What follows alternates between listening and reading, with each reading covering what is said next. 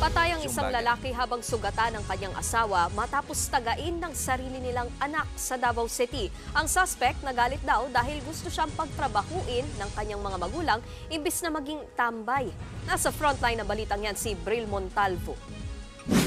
Nakakulob na sa lupa at halos maputol na ang leeg ng lalaking ito matapos pagtatagain sa barangay Inayangan, Davao City, pasado alas 7 ng umaga nitong Biyernes. Kinilala ang biktima na si Ernesto Bato, 71 anyos at isang magsasaka. Tama sa balikat at leeg ang agad niyang ikinamatay. Tinaga rin sa ulo ang kanyang asawa na si Elizabeth, 58 anyos. Agad naman siyang dinala sa ospital.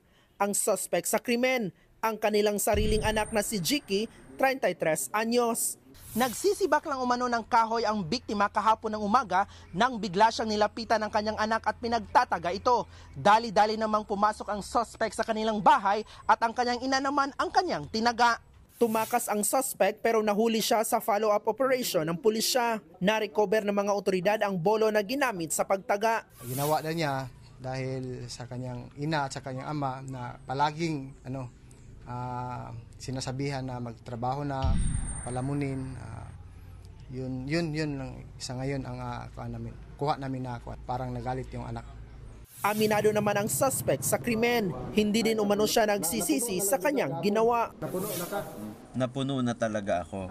Pinagtatawanan kasi ako ng ama ko.